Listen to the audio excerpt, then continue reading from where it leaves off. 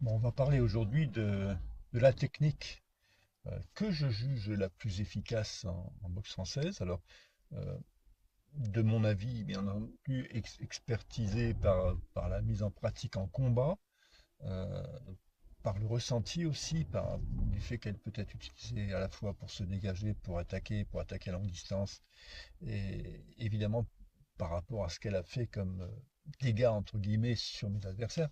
Mais c'est pour moi le chassé. Alors, le chassé est la technique la plus puissante. Avec un chassé, on débloque une énergie en bout de talon, parce qu'on frappe du talon, qui est quand même assez phénoménale avec des chaussures, hein. J'avais mesuré ça fait plus de 2 tonnes et demie par centimètre carré de pression. C'est-à-dire que ça peut servir à pousser, c'est sûr, mais ça peut servir à projeter, c'est sûr. Mais l'énergie développée, dans la mesure où elle est exercée à grande vitesse, et avec l'idée de frapper sec est dévastatrice. Elle peut fracasser un os, elle peut vraiment mettre à mal un adversaire. Donc, évidemment, bah, c'est pas une technique facile à faire parce qu'il faut exercer un groupé chassé. Le groupé chassé s'effectue en réalisant une triple flexion. Triple flexion, ça veut dire qu'il faut fléchir en levant sa jambe, le pied vers la jambe, plier la jambe vers la cuisse et ramener la cuisse vers le tronc, en gros le genou vers l'épaule. Alors souvent les gens ne font pas tout ça quand ils font un chassé, c'est-à-dire que ça demande bien entendu dans cette triple-flexion une mise en tension ben, des muscles correspondants, donc ben, tous les muscles, les mollets, les quadriceps, les fessiers, tout ça sont mis en tension pour accumuler une énergie d'élasticité en plus d'une énergie de contraction et un peu comme une grenouille qui va sauter, hein. Donc cette énergie-là accumulée, quand elle est développée, permet de projeter le talon à grande vitesse, à très grande vitesse. Et si l'exercice, bien entendu, est bien fait, on arrive à une percussion au top avec la partie du pied la plus solide. Donc, évidemment, c'est super intéressant. Alors, ce qui pose problème, c'est pour ça que les gens n'utilisent pas systématiquement les chassés quand ils combattent. Par contre, ceux qui les utilisent, méfiez-vous-en. C'est que, bon, il faut engager la hanche. Il faut que la hanche soit placée, le bassin doit être placé de profil à la percussion. Il faut ce qu'on appelle, ce que j'appelle moi, verrouiller le chassé. C'est-à-dire quand on est en phase de percussion, on doit avoir la jambe tendue, pied en flexion dorsale et les fessiers contractés. Tout ça mis dans un même plan avec les hanches.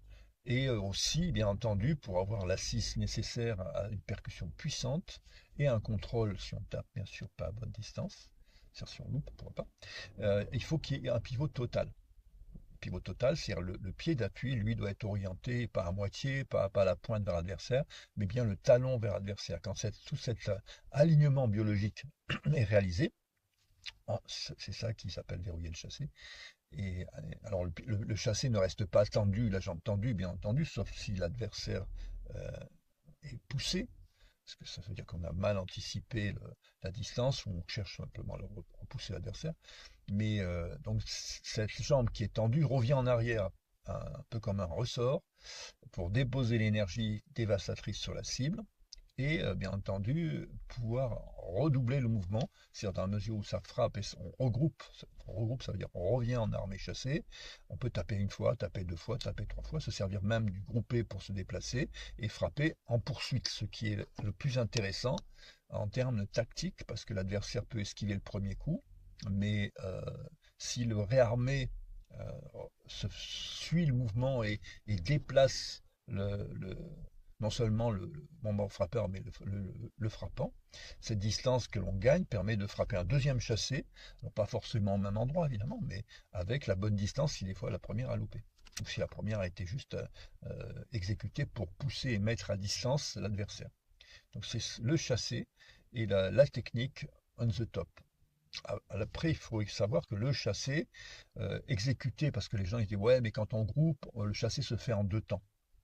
C'est-à-dire on est en position de garde à gauche, on fera de la jambe droite, donc on va grouper chassé en premier temps et développer chassé en deuxième temps. Eh ben, c'est faux, c'est parce qu'ils n'ont pas compris le système.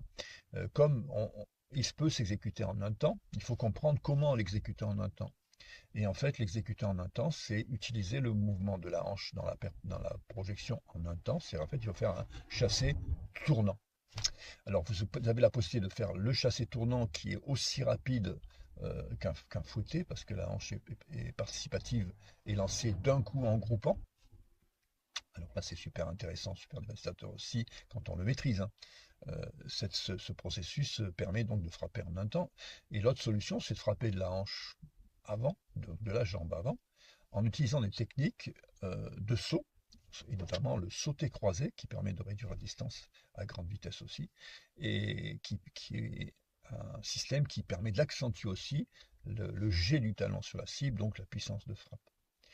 Cette technique-là, rappelez-vous, est super puissante, hein, et c'est même celle qui avait été utilisée, si vous regardez bien le film de Bruce Lee, euh, comme technique phare de démonstration euh, par Bruce Lee, comme il utilisait le coup de poing indirect pour pouvoir montrer les points puissants, évidemment sans, dans l'exagération. C'est la technique efficace. Donc s'il y a une technique qui est bien, c'est le chassé. Le chassé est la meilleure technique de boxe française. On verra les autres bientôt.